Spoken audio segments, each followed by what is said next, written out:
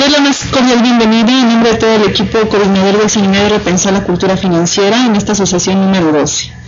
El Seminario Repensar la Cultura Financiera se constituye en un espacio para la actualización y la formación de profesores. Si bien es cierto que se tratan temas particularmente de educación financiera, se abordan también algunas temáticas de interés general para los profesores de nivel medio superior y superior comprometidos con su práctica docente. En esta 12ª sesión tenemos como invitado al maestro Ricardo Estrada Martínez. Bienvenido. Y conversando con él estaremos la maestra Mayereli Soto Lascano. Ella es docente de la Escuela Superior de Comercio y Administración, y una servidora, María Eugenia Ramírez Solís, del CECIT número 14, uno de los bachilleratos del Politécnico. En esta ocasión dialogaremos alrededor del tema Profesionistas en Vilo, ¿es la universidad una buena inversión? Antes de iniciar nuestro diálogo, vamos a hacer la presentación de la trayectoria académica del maestro Ricardo Estrada.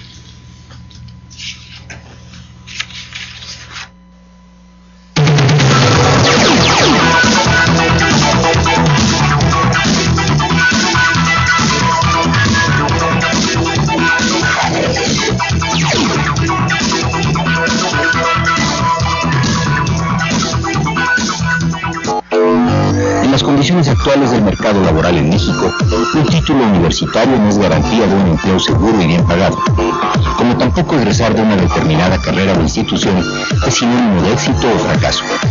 Pero son factores que crean ventajas o desventajas.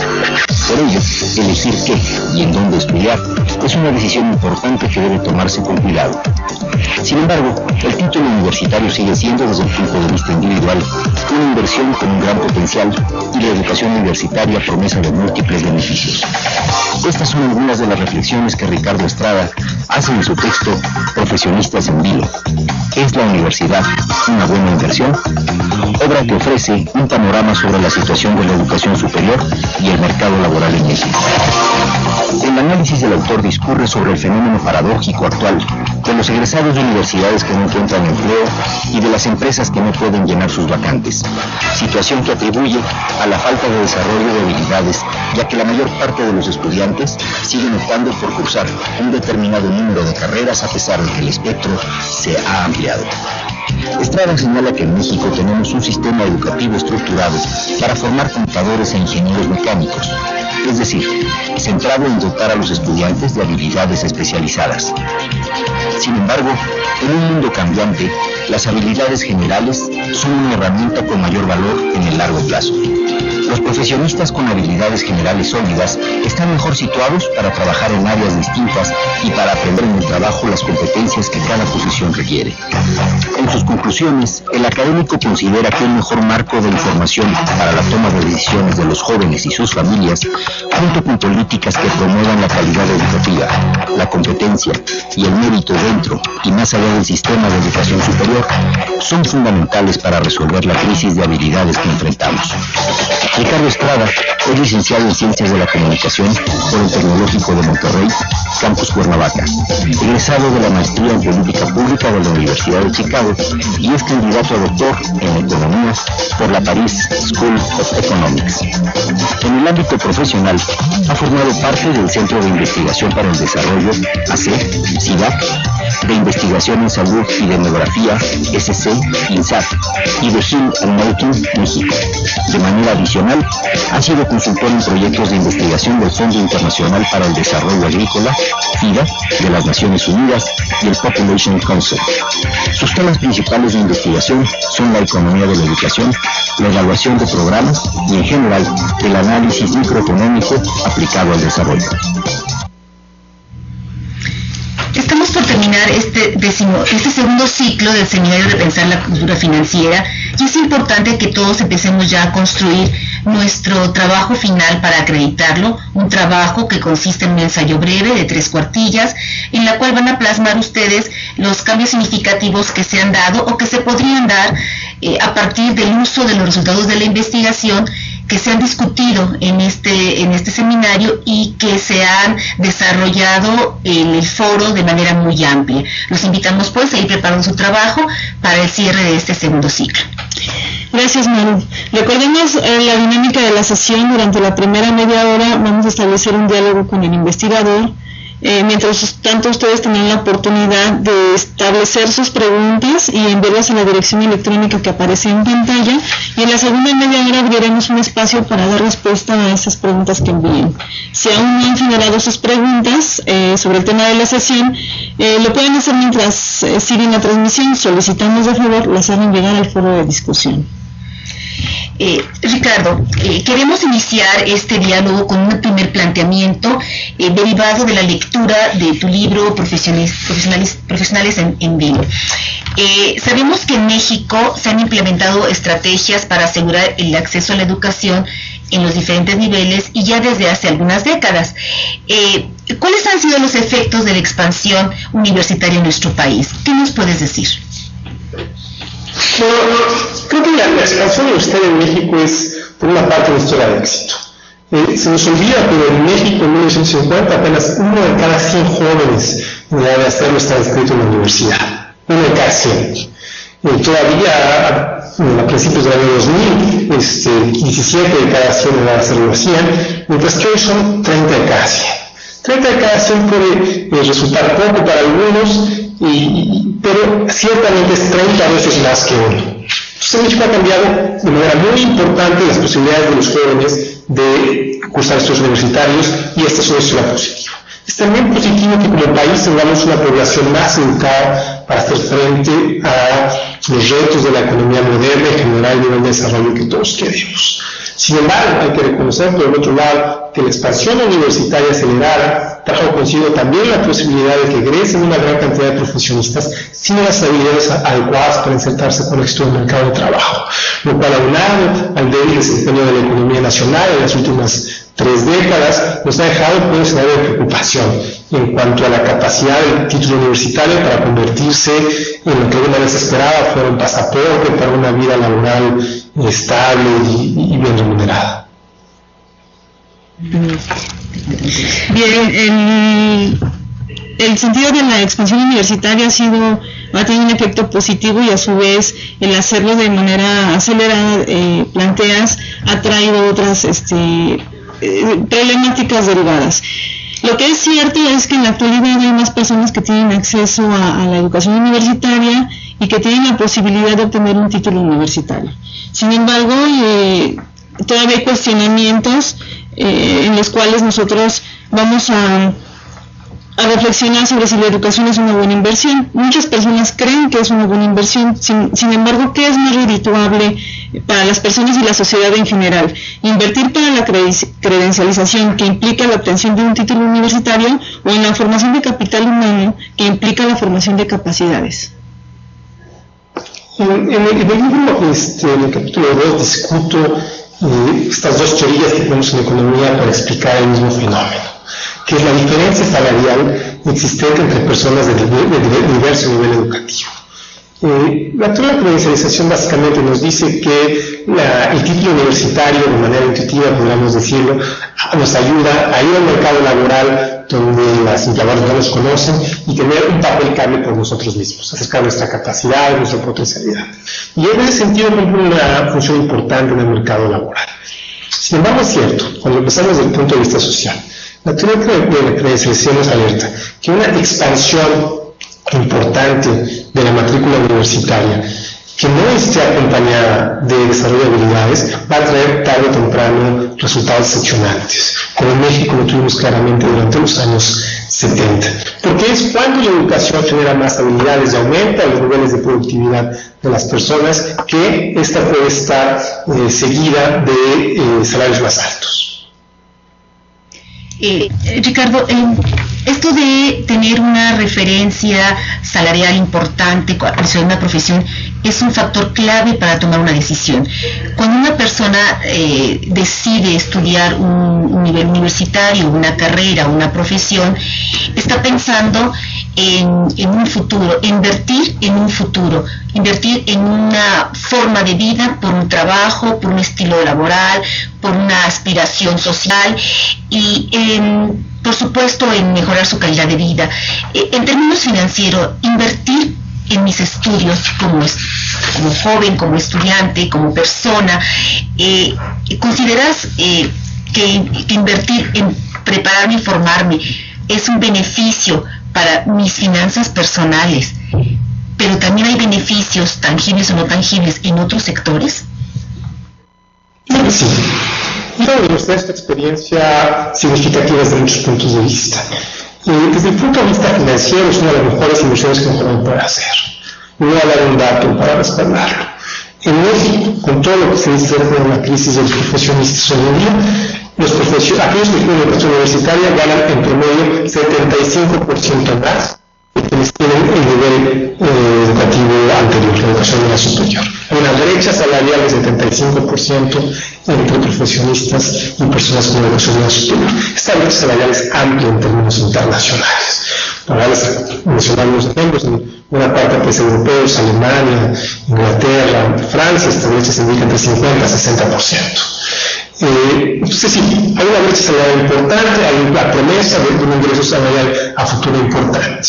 Por supuesto también hay una gran cantidad de investigaciones que nos dicen que la educación tiene efectos causales positivos en otros aspectos. Salud, mayor participación en crimen, las personas que tienen más nivel educativo tienen también a ser mejores padres, mejores ciudadanos, participan en las elecciones, y si hay un otro número importante de beneficios.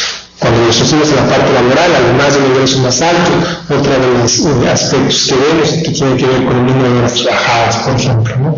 Tenemos que las personas con menor escolaridad tienen a participar más en el mercado de trabajo en términos de horas aportadas, probablemente para compensar por su nivel de ingreso más bajo.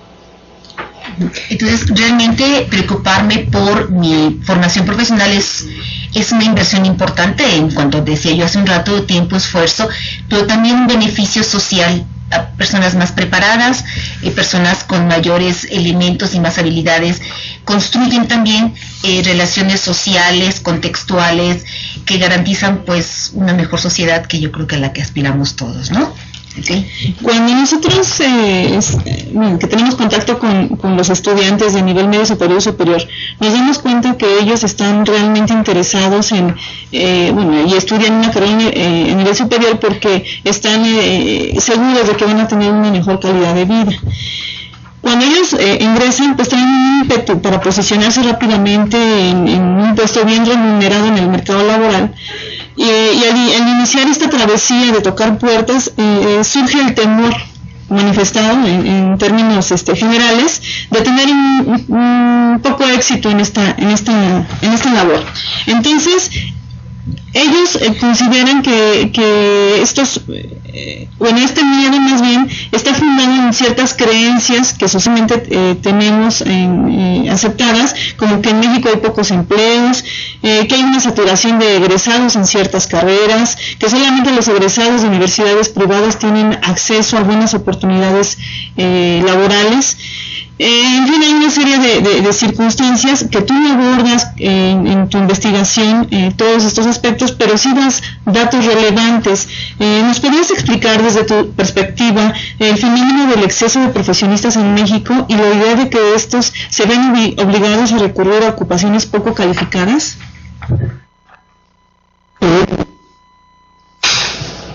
Creo que en medios de comunicación, en prácticas de café, muy frecuentemente escuchamos que en México hay un exceso de profesionistas, como decías. Y creo que esta es una manera errónea de plantear el problema que existe. En México me parece lo que hay es una escasez de profesionistas bien preparados. Hay diversa evidencia que respalda esto. Una es la brecha salarial que ya mencioné. Si hubiera un exceso de profesionistas en la oferta y demanda del mercado laboral, eliminaría esa brecha salarial. Otra es que hay una gran cantidad de estudios con empleadores en México que nos dicen que hay una gran dificultad por parte de los empleadores para llenar sus vacantes calificadas. Y esto es algo muy preocupante. Yo decía hace unos minutos que el título de esto es una promesa de un beneficio salarial más alto a futuro. Pero esto siempre que no es una garantía. Que es cierto que hay muchos profesionistas que ganan considerablemente menos que personas menos preparadas. Y es una triste realidad de muchos profesionistas que se ven obligados a tomar ocupaciones poco calificadas. En ese sentido, la diferencia es no solamente tener un título universitario, sino tener las habilidades necesarias para insertarse con eso en el mercado laboral. Y dada la escasez que me parece existe en el mercado laboral mexicano, profesionistas con las habilidades necesarias para desempeñar posiciones altamente calificadas, pues que una oportunidad para que las tengan. Ricardo, has dado dos puntos claves en esta intervención. Has hablado de la escasez de profesionistas bien preparados y, por otro, contar con habilidades para insertarse en el mercado laboral. ¿Quiere decir esto que la decisión de estudiar una carrera, de formarse en una profesión, que bien también creo que puede ser un buen técnico, porque el mercado laboral requiere también de técnicos, de tomar una carrera técnica o una carrera universitaria, es de suma trascendencia para la vida personal de los estudiantes, pero muy pocas veces se dan tiempo para razonar, para analizar y para decidir, indagar, por ejemplo, de qué trata la profesión o qué profesiones hay o en qué áreas me podría yo desempeñar. ¿Qué información crees tú debe tener presente un joven que egresa, por ejemplo, de la educación media superior y que desea elegir bien una carrera en una institución en donde le proporcionen estas habilidades robustas para enfrentarse de manera exitosa al mercado laboral? ¿Cuáles deben ser las recomendaciones que podríamos darle a estos jóvenes egresados? Pensando en todos los que mencionas en el libro, hay un capítulo donde vienen detallados algunos aspectos que podrían mirar. A grandes rasgos, creo que es muy importante para tomar una decisión informada, y en ese sentido no se trata que todos estudien las carreras que más pagan o que estén de moda, sino que cada quien encuentre la vocación y la carrera y la institución que mejor se adapta a sus necesidades. Me parece que es importante para tomar decisiones informadas, como digo, saber, por ejemplo, que no todas las carreras pagan lo mismo. Es decir, que los egresados de distintas carreras pueden esperar salarios muy diferentes. En ese sentido, en el libro hay información al respecto, pero también en Internet, por ejemplo, hay fuentes como el Observatorio Laboral de la Secretaría del Trabajo, que cada 3 meses publica los salarios promedio de los profesionistas por área de estudio. Me parece que también es importante conocer el prestigio de las instituciones y el prestigio de las carreras dentro de las instituciones, que no es la misma. Parece que es importante hablar con egresados y con estudiantes de las instituciones que nos interesan, para conocer de primera mano, de primera voz su experiencia y tener más información para evaluarlo. Es cierto que muchas veces pareciera que escoger dónde estudio, qué estudio es una loncera, porque requiere de mucho tiempo y de mucha información, pero es una decisión de largo plazo y la mayor parte la tomamos solamente una vez en la vida, entonces vale la pena pensarlo. En efecto, hay que pensar bien qué estudiar y a qué vamos a dedicarle el resto de nuestra vida para ser sujetos productivos en esta sociedad. Muchas gracias por este comentario. Y también, pues como lo comentas en el libro, pensar mucho en la calidad educativa que tiene la institución en la cual se piensa insertar la persona, obviamente con los datos que ofrecen los rankings y todos estos estudios actuales que se llevan a cabo, que puede ser un buen referente para los estudiantes. A través de los datos y los planteamientos que se observan en el estudio Profesionistas en Vilo, se puede afirmar que siempre es redituable invertir en educación y optar por una profesión. ¿En qué medida es cierta la frase de que todos los mexicanos tienen las mismas oportunidades para estudiar una carrera profesional? Yo creo que cuando hablamos de oportunidades hablamos de los más grandes pendientes en México. En México no hay igualdad de oportunidades educativas significativas. Voy a dar un dato que me parece, habla por sí mismo.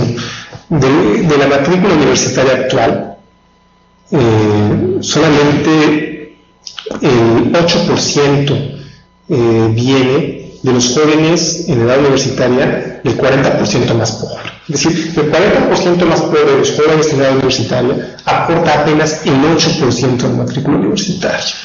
En la historia de éxito que hablábamos de la expansión de la matrícula universitaria en México, se explica en buena medida por la incorporación de las clases medias a la universidad. Sin embargo, el pendiente tremendo es la incorporación de los más pobres. Y en la medida en que, otra vez, su mayor grado educativo está vinculado a salarios más altos, no resolver este pendiente va a generar una transmisión intergeneracional de la pobreza y de la desigualdad. Ahora, para hacerlo, no va a ser necesario solamente tomar medidas a nivel universitario. El problema es que la mayor parte de los jóvenes marginados, cuando llegan a los 18 años, han acumulado una gran cantidad de desventajas en su formación, que la universidad para ellos podría no ser una alternativa, una inversión rentable e interesante.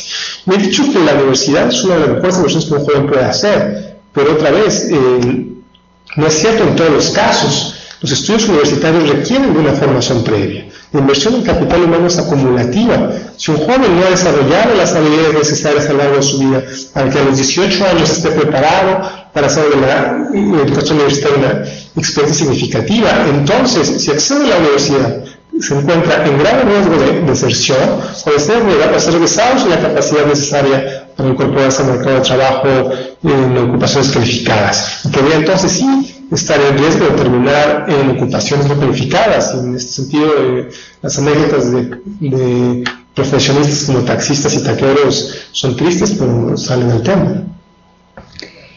Indiscutiblemente, el reto que tenemos las instituciones educativas es fundamental.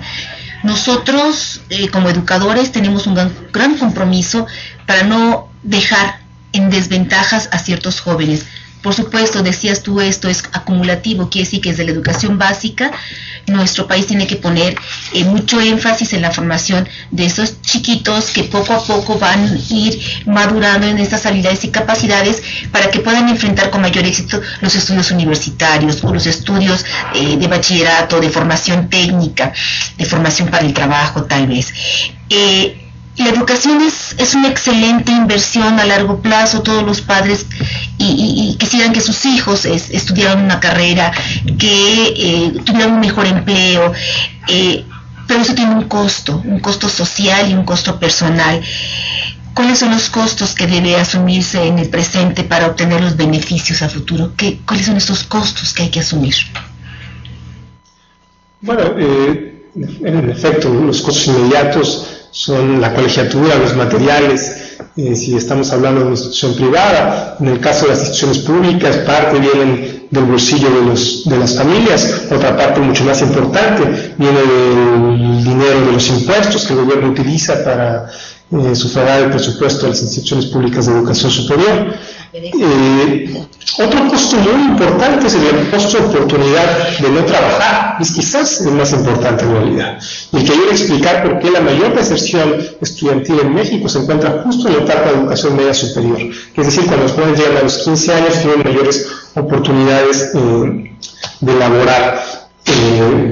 Este es quizás el más importante, el costo de no trabajar, particularmente entre los jóvenes de escasos recursos que se encuentran, digamos, con la necesidad de aportar a la economía familiar. Y bien es cierto, el costo de la educación puede ser reconocido cuando los padres envían a sus hijos a las escuelas privadas y hay una colegiatura, uniformes, libros especiales para comprar, pero la educación pública también tiene un costo, y un costo muy alto que padres y estudiantes debemos de considerar, y sobre todo profesores, porque el costo de la educación pública también es alto aunque no se mire, es alto en el pago del sueldo de los profesores, de la infraestructura, qué sé yo. Hay costos sumamente altos y en breve les platicaremos de un ejercicio que tenemos para ustedes. Sobre la decisión de estudiar una carrera, muchas veces los estudiantes lo hacen en términos de qué beneficios económicos voy a tener a futuro. Platicando con ellos, se cree que algunas carreras profesionales tienen mejores oportunidades de ingresos salariales que otras. En tu libro nos ofreces datos interesantes y a partir de este tipo de información, nos gustaría saber cuál es la tendencia de las carreras en el futuro en la sociedad mexicana. Más que la pregunta en dos. Primero, me gustaría tomar la parte de la información sobre las carreras mejor pagadas. En el libro comento una encuesta que hicimos hace tiempo y le preguntamos a la población en la Ciudad de México, ¿cuál cree usted que son las carreras mejor pagadas? Y la respuesta que nos llevamos es que las respuestas eran equivocadas. La gente nos respondía no cuáles eran las carreras mejor pagadas, sino cuáles eran las carreras con mayor matrícula, las cuales creen que son las carreras mejor pagadas. Estoy hablando de Derecho, estoy hablando de Ingeniería de Computación, estoy hablando de Administración, que son carreras sí que forman parte de la mayor matrícula, pero cuyos egresados son mejor pagados. Otra vez, esto retoma la importancia de tomar decisiones bien informadas. Son las carreras del futuro. Creo que es difícil predecir el futuro y quizás las carreras del futuro no existen todavía hoy, pero más que de las carreras, me parece que sí hay, en mi opinión, hay ciertas habilidades que no importa lo que estudies, si las tienes te van a ayudar mucho a futuro. Estoy hablando del análisis cuantitativo, por ejemplo. Me parece que una razón por las cuales los ingenieros como grupo son el área de estudios, el área de estudios mejor pagado del mercado laboral, tiene que ver con su dominio de las habilidades numéricas. Lo vemos porque tienen salarios más altos que el resto de profesionistas, incluso cuando trabajan en ocupaciones de ingeniería. Otra tema que está muy de moda y en el cual creo que hay mucha razón es dominar el idioma inglés, dominar el idioma inglés en serio. Y un tercer grupo que constantemente escuchamos que las empresas hablan al respecto y que las investigaciones nos dicen que hay algo de razón, es lo que llamamos habilidades no cognitivas: confianza, liderazgo, comunicación, capacidad de trabajo en equipo, capacidad de resistir a la frustración. Y el desarrollo de estas habilidades me parece representa uno de los mayores retos para las instituciones educativas, porque son difíciles de definir, porque son difíciles de medir, es difícil de evaluar su progreso, y porque lo que sabemos hasta el momento es que su formación viene sobre todo por parte de las familias. Entonces, desarrollar habilidades no cognitivas para equilibrar las habilidades con las que llegan los jóvenes de distintos orígenes y distintos perfiles familiares en el mercado de trabajo son uno de los retos importantes a futuro desde el punto de vista de las instituciones de educación.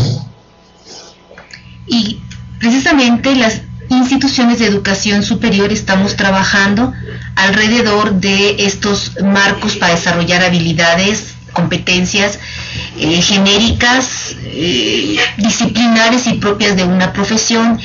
El compromiso de las instituciones educativas es fundamentalmente un reto para hablar de la equidad social, para hablar de la calidad de vida, para hablar del progreso nacional.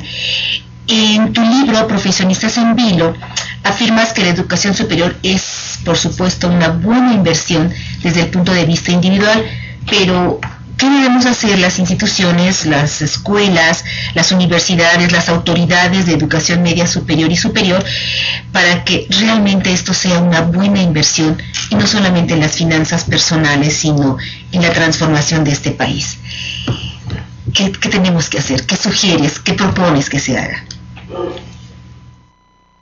Los superiores persiguen muchos objetivos. Me parece que un objetivo importante y del cual voy a hablar es dotar a las personas con la posibilidad de tener acceso a salarios más altos. Porque salarios más altos traen muchas otras cosas. La posibilidad de tener una mayor calidad de vida, de tener mayor capacidad, mayor oferta, más oportunidades. Ahora, para lograr que esto sea una realidad, creo que lo que hay que tomar muy en serio es el tema de la calidad. En México hemos estado muy atentos a la ampliación de la cobertura y hemos tenido cierto éxito ampliando la cobertura. Lo tuvimos notoriamente durante los años 70, lo tuvimos durante los últimos 10 años, donde la cobertura debe estar ampliada pues, significativamente, donde la matrícula llega ya a 3 millones de estudiantes. Pero me parece que no hemos ampliado en la misma, hemos sido igual de exitosos en la formación de habilidades. Cuando hablo de habilidades me refiero de manera amplia: conocimientos, destrezas, capacidades. Y si no dotamos a los profesionales que egresan de estas habilidades, de estas destrezas, nos vamos a encontrar tarde o temprano con decepciones. Vamos a encontrar tarde o temprano con profesionistas atados a salarios bajos, a profesionistas ocupando ocupaciones poco calificadas. Y seguramente consideramos que los grandes recursos que invertimos en la educación a habrán tenido resultados decepcionantes. Entonces la tarea está no solamente para las personas que deciden una carrera, deciden estudiar, seleccionar la institución que les proporcione aquello que ellos realmente buscan y desean en su profesión, sino también está en las escuelas, mejorar la calidad de la educación, la formación de esas habilidades que tú hablas, y del gobierno también en el sector laboral, mejores empleos, mejores empleos, más pagados, mejor pagados, qué sé yo. Pues bien, esto es algo que es una tarea entonces para un conjunto de personas y de niveles de intervención. Ricardo, profesores, y concluye esta primera parte. Vamos a dar inicio a la segunda parte de la sesión. Por esta ocasión no habrá conexión por videoconferencia a través con nuestras sedes a través del sistema de videoconferencia, pero vamos a dar a conocer a Ricardo Estrada algunas de las preguntas que hemos recibido ya de manera anticipada por parte de nuestra audiencia. Quiero comentarle también a todos los que nos están siguiendo en esta sesión que hemos colocado una liga en el foro de un ejercicio muy peculiar que se ha titulado ¿Cuánto cuesta una matada? Esto hace referencia a cuánto cuesta la educación, cuál es el costo por estudiante al año en los diferentes niveles educativos. Y hay una serie de reflexiones y de preguntas que les planteamos a ustedes y que ojalá se las puedan aplicar a sus alumnos, a sus compañeros profesores, y identificar realmente cuánto ha costado mi educación, si es pública, por ejemplo, cuánto le ha costado al gobierno y a los impuestos de nuestros padres mi educación, pero también cuánto cuesta mi no compromiso a asistir a clases. Y entonces, cuando matamos clase, ¿esto cuánto significa en términos económicos, en términos de dinero, cuánto significa una matada de clase? Bien, Ricardo, te voy a plantear una pregunta que hace Bricia Solís. Ella es estudiante de la ESCA Santo Tomás y dice lo siguiente: soy alumna de ESCA Santo Tomás y me interesaría saber algunas cuestiones referente a la demanda laboral a la cual nos enfrentamos los que estamos próximos a egresar de la universidad. Usted menciona que en reuniones con reclutadores de algunas empresas, ellos encuentran grandes deficiencias en los aspirantes. ¿Puede mencionar en qué aspectos se reflejan más estas deficiencias? Voy a separarlo en dos.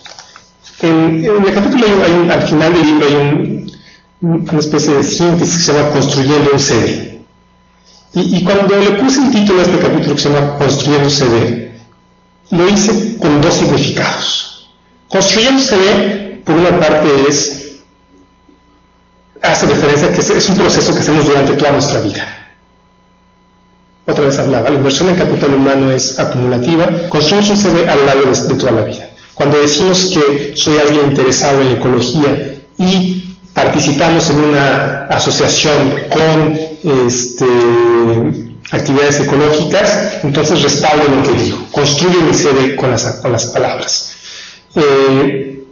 También, y eso es muy importante y fundamental, la parte más importante, hay otra parte que tiene que ver, y creo que hablando de resultados es una de las que voy a mencionar, son muchas y las puedo checar en esta sección. Es increíble cómo muchos jóvenes fallan en el último trayecto de encontrar trabajo. Y creo que eso tiene que ver con tener muy presente que buscar trabajo es ya una actividad profesional. Tiene que hacerse de manera seria.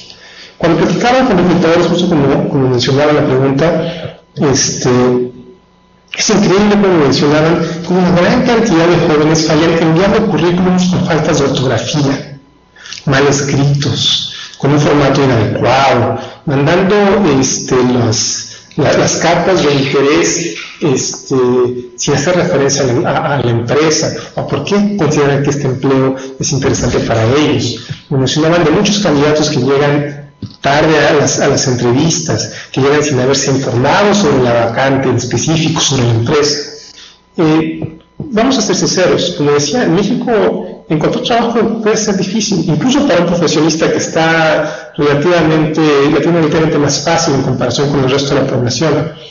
Entonces, se debe hacer la búsqueda profesional puede ayudar mucho a hacerlo menos complicado.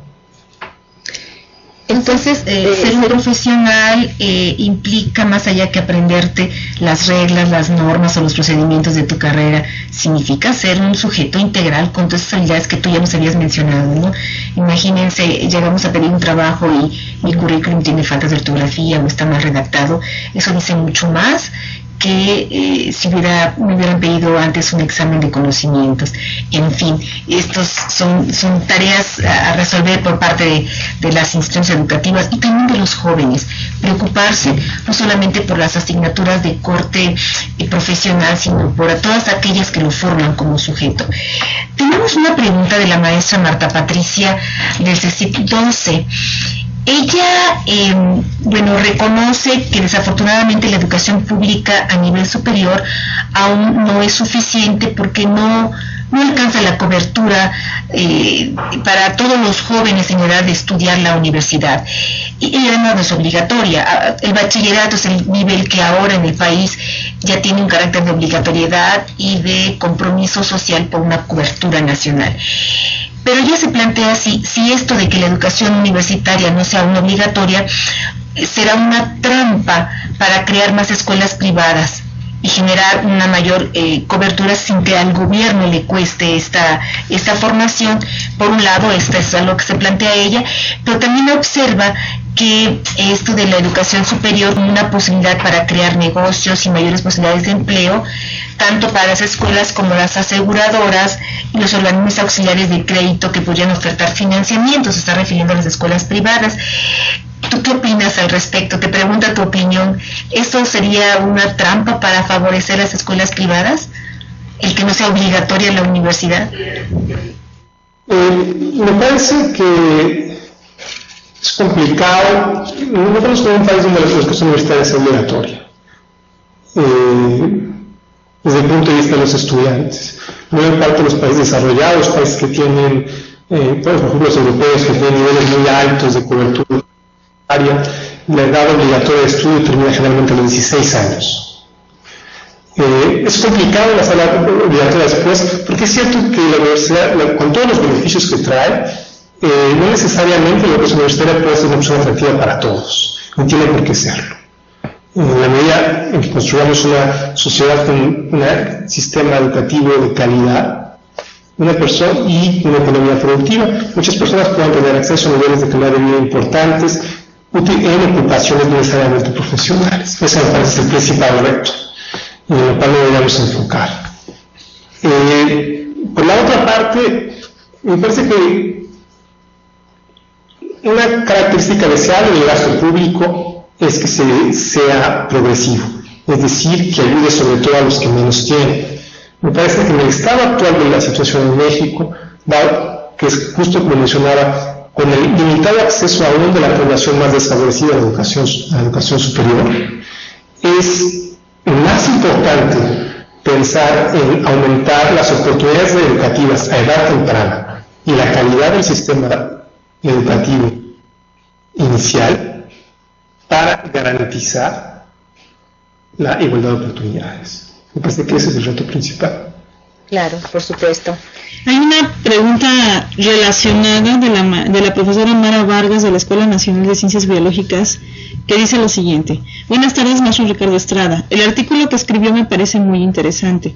Reflexionando lo leído, concluyo que una de las grandes diferencias entre las universidades públicas y las privadas es la curricular.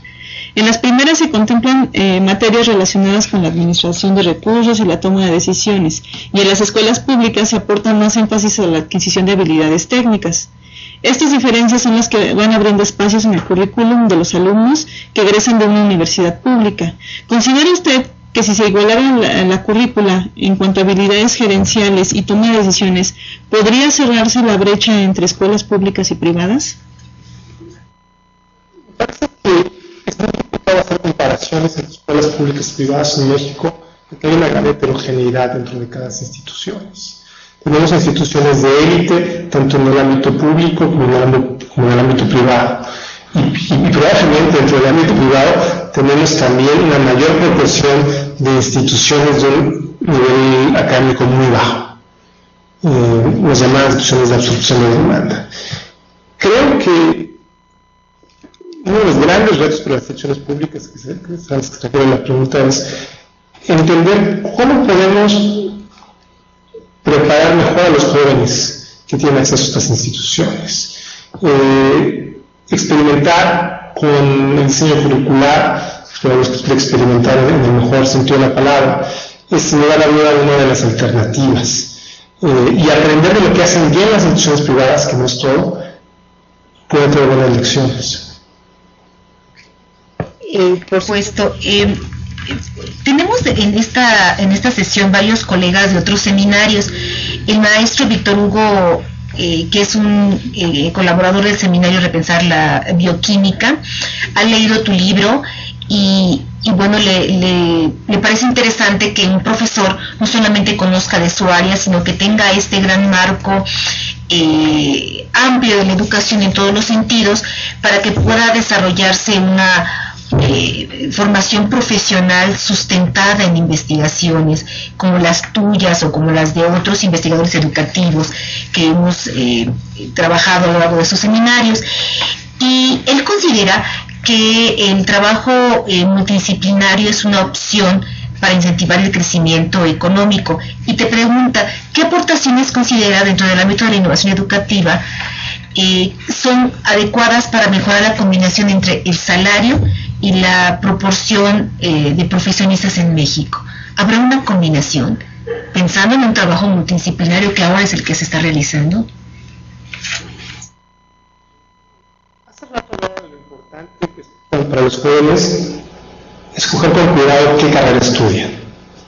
Pero tan importante como eso, me parece necesario que tanto ellos como nosotros como sociedad estemos conscientes que la decisión de carrera no tiene que ser una decisión de en qué voy a trabajar de por vida. Como sociedad me parece un poco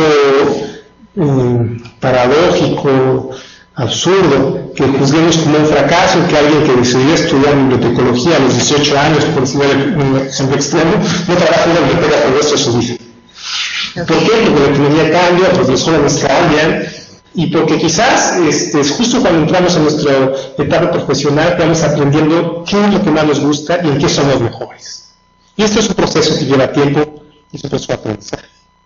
En ese sentido, relacionado a esta pregunta que es muy buena, creo que vale la pena pensar en la universidad como una etapa de formación de capacidades, pero no necesariamente como una etapa de formación específica que define claramente la ocupación que vamos a ocupar el resto de nuestras vidas. Hay que poner sentido un poco las vidas amplias. Hay casos donde, por supuesto, la vinculación entre la carrera y la ocupación es definitiva casi, medicina. Pero en el resto no está muy claro. Vemos a ingenieros haciendo análisis de mercado y a abogados dirigiendo empresas. Me parece que entender en este sentido, desde un punto de vista más multidisciplinario, la formación universitaria es un buen paso para aceptar que vivimos en un mundo cambiante. Así es, sí, tienes razón. Algo que me llamó mucho la atención de tu libro cuando lo leí es esto, que los beneficios están centrados precisamente en el desarrollo de estas habilidades generales que llamas tú, y que en nuestro modelo educativo conocemos como competencias genéricas, y de alguna manera son las que en la actualidad está valorando mucho los empleadores están apostando en el momento de seleccionar al personal para cubrir las vacantes. Algo que me llama mucho la atención es que hay estudiantes, el tema les pareció bastante atractivo, y hay una pregunta de un estudiante del CECIT 12 que dice: ¿cree usted que sería conveniente aplicar un test de aptitudes en nivel medio superior como medida preventiva de tal manera que se mejore el perfil de un egresado de nivel superior? Es un punto muy interesante. Está muy relacionada con el tema de cómo tenemos acceso a las instituciones de educación superior. En la práctica, este tipo de test ya se están dando. El acceso a muchas instituciones universitarias públicas a partir de los años 80 se da a través de un examen competitivo de admisión. Me parece que vamos a ver más de eso. Bueno, está relacionado esto con cuando hemos revisado algunos exámenes de ingreso, vemos que se evalúa mucho en términos generales conocimientos a la área científica donde se van a desempeñar, y trae regularmente apartados que tienen que ver con las habilidades cognitivas. Lo que consideraría a lo mejor en un futuro, que es muy difícil hacerlo en términos de evaluación, a lo mejor sería insertar reactivos o una evaluación que integrara aquellas aptitudes, ¿no?, que mencionas en tu libro, como el liderazgo, la habilidad para interrelacionar con las personas, y todas estas que sí en verdad son más complicadas de ser evaluadas, pero que ya hay experiencias de evaluación, formas de evaluación alternativas para poder determinar si una persona cuenta con esas competencias. Bueno, fíjate, Ricardo, que has generado una serie de preguntas interesantísimas a lo largo de este tiempo. El maestro Manelik es un contador público. Él primero te felicita por sus excelentes comentarios, y al final de toda su intervención en el foro dice que ojalá regreses pronto para poder seguir trabajando en México sobre esto que nos has comentado. Pero fíjate que rescata de lo que has dicho, que tener una formación profesional de calidad pues puede garantizar un mejor empleo. Sin embargo, te pregunta, ¿estará mal cuando un profesor le dice a sus estudiantes que estudien lo que les gustaría, porque de eso van a vivir o van a dedicarse el resto de la vida, aunque hayan encontrado que es una carrera que tiene mucha saturación en el mercado laboral, o que la retribución económica no es tan alta como se pudiera uno imaginar? ¿Está mal que un maestro diga, estudia lo que tú quieras estudiar, aunque a lo mejor después haya dificultad para encontrar empleo? Muchas gracias por el comentario, por el interés en la investigación, y en general muchas gracias por todos los comentarios, todas las preguntas que plantean, son muy enriquecedoras. Creo que decidir qué voy a estudiar y dónde voy a estudiar es una decisión multifactorial. Hay muchos factores importantes que hay que tomar en cuenta. Uno, por supuesto, central, considero, es la vocación. Al mismo tiempo, creo que hay que hacer una decisión informada. Y cuando me refiero a informada, tiene que ver con qué tanto esta carrera que creo que me va a gustar cuando esté ahí. En ese sentido, otra vez, muchas veces ya los troncos, las áreas de especialización en la educación superior, como las que tiene el Politécnico, son útiles, como es algo común al ingresar en la universidad. Pero otra parte de información muy importante es saber cuáles son las posibilidades salariales y de empleo que me ofrece cada carrera. Y tener esa información me parece muy, muy importante para tomar una decisión que después, a futuro, no se traslada en una decepción. Una vez que una decisión es informada, me parece que nadie mejor que la persona que la toma tiene los criterios necesarios para saber que van a la dirección correcta. Bien, hay otra pregunta que nos hace una alumna de ESCA Santo Tomás, que dice, si bien se dice que a esta problemática se requiere de una buena política educativa, ¿considera usted que iría de la mano con la iniciativa de una política económica que empiece a erradicar el problema? Yo creo que el débil crecimiento económico en México ha venido a complicar todo, por supuesto. Y en realidad lo que ha hecho es ha desnudado las falencias, las fallas en nuestro sistema educativo. Es decir, con un crecimiento económico acelerado, es más fácil encontrar trabajo, independientemente si uno está preparado o no. Ahora, también es cierto que uno de los principales motores del crecimiento económico sostenible son las habilidades de una población. Si vemos, por ejemplo, en el mundo, los países que más han sido ricos de manera sostenible y que han alcanzado un alto nivel de desarrollo, no son los países, por ejemplo, que tienen muchos recursos naturales. pero sí somos países de una población altamente educada. Eso me parece significativo de la importancia de la educación como un factor causal de desarrollo económico. Es cierto. Fíjate que de ESCA Santo Tomás, la Escuela Superior de Comercio y Administración del Politécnico, Citlali Araceli Vela Ibarra agradece que compartas el libro, lo han leído y te felicita por ello. Y dice que el tema que abordas pues es una realidad cruda. México todavía tiene mucho que hacer para poder cosechar profesionistas con un perfil de calidad alto. En un país con tantas riquezas naturales, por ejemplo, tenemos que trabajar más. Pero también te comenta que pareciera que no hay suficientes empleos. Sin embargo, los empleadores, para ella, desde su punto de vista, no logran captar al personal idóneo para las vacantes especializadas.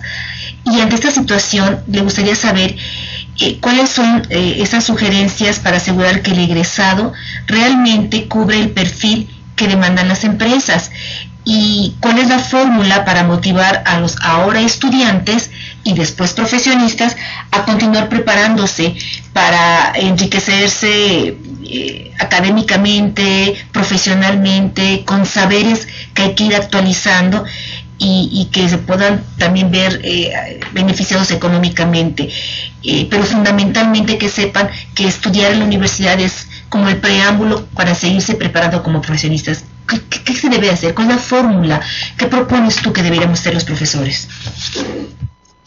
Primero, detrás de esta pregunta está la misma pregunta por la cual creo me dio origen para escribir el libro.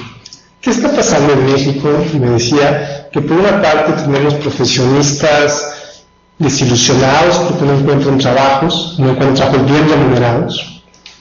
Y por la otra parte tenemos empleadores con dificultades para encontrar profesionistas que cumplen sus vacantes. Parece contradictorio. Lo uno debería suponer que el otro no existe. Sabemos que en la práctica el problema es quizás de un matching adecuado, un matching adecuado de manera estructural. Lo que me refiero es que, como bien dice en la pregunta, quizás los empleadores tienen vacantes para los cuales no hay suficientes profesionistas con la preparación adecuada. Ahora, no quiero caer en la tentación de dar una lista muy detallada del perfil que alguien debería tener cuando ingresa a una institución superior. Me parece que no está bien hacerlo, y que es distinta según la vocación de la persona, de la institución, de la carrera, la área geográfica incluso. Me parece, por lo que sabemos en la investigación, que uno de los mayores predictores, digamos, del éxito profesional es la motivación individual. Y es una motivación que se traslada en un esfuerzo cotidiano que permite que esa acumulación del capital humano, esa construcción de un edificio, ladrillo, vaya funcionando. Y que tiene que ver con participar en los muchos mecanismos que pueden ayudar a que se construya un edificio sólido. Bien, esta intervención tuya nos ha dado elementos para reconocer que el problema es multifactorial, como decías. Hemos analizado varios puntos. Está la motivación, un factor interno, pero la incentivación, un factor externo, para lograr cambios y transformaciones en las personas, en las organizaciones, en los contextos. Y todo esto, maestros, todo esto, compañeros que nos están siguiendo en esta sesión, todo esto requiere identificar en estas investigaciones que hemos compartido a lo largo de estos seminarios cuáles son las aportaciones que nos son útiles para transformar esto que venimos haciendo en educación, esto que nos aporta Ricardo con sus reflexiones sobre la formación de los profesionistas y de su impacto en el campo laboral. Y bueno, la tarea es en muchos sentidos, en padres de familia, en estudiantes, sociedad, diferentes sectores. Fíjate que tenemos la intervención de un profesor, un catedrático, que a la vez también es un padre de familia, y se pregunta qué está pasando cuando ve que hay una gran cantidad de jóvenes rechazados de las instituciones públicas, y cuestiona entonces si es el bachillerato lo que está mal en el país, si falta nivel académico en los bachilleratos para poder ingresar a las universidades, o qué es lo que está ocurriendo por la cual hay tantos rechazados. Según su punto de vista, en México no ha funcionado el bachillerato técnico, desde su punto particular de vista, algo muy cuestionable también para los que somos educadores de ese nivel. Pero te pregunta, ¿crees que el bachillerato técnico terminal sería una alternativa viable para la educación y para el área laboral? Y si este bachillerato puede estar, digamos, sólidamente construido a través de las modalidades a distancia, y si esto es favorable, pues cómo implementarlo en las universidades. Creo que es una pregunta que toma un tema muy actual. No quiero repetirme, pero me parece que las preguntas llevan a un problema de causa detrás. Y es, otra vez, México es una población mejor preparada, en general. Una población no solo de profesionistas mejor preparados, sino una población en general mejor preparada. Y hemos fallado en hacerlo. Históricamente teníamos muy bajos niveles de cobertura, muy pocos mexicanos pueden ir a la escuela. Uno de los grandes éxitos del sistema educativo mexicano ha sido ampliar las oportunidades educativas, que aún con esta ampliación siguen siendo bajas en términos internacionales, pues son mucho mayores que antes. Pero a la par de esta ampliación de las oportunidades educativas, no vino una preocupación similar por mantener estándares de calidad altos. Y es claro que no es fácil. No es fácil porque muchos jóvenes que llegan por primera vez a la preparatoria, a la escuela, al nivel medio superior de la universidad, vienen de familias con padres con a su vez poca escolaridad.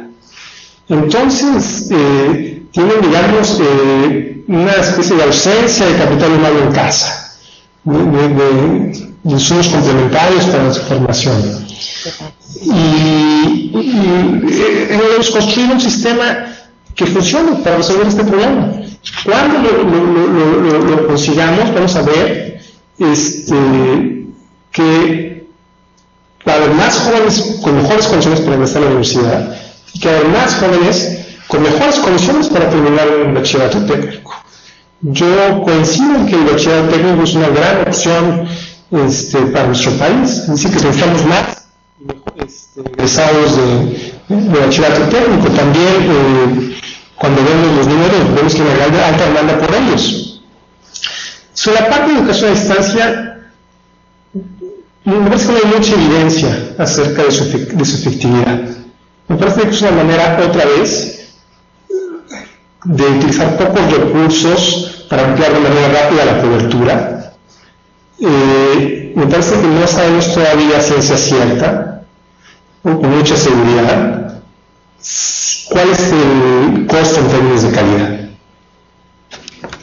Esto es, pero también es una tendencia actual, la virtualidad de la educación.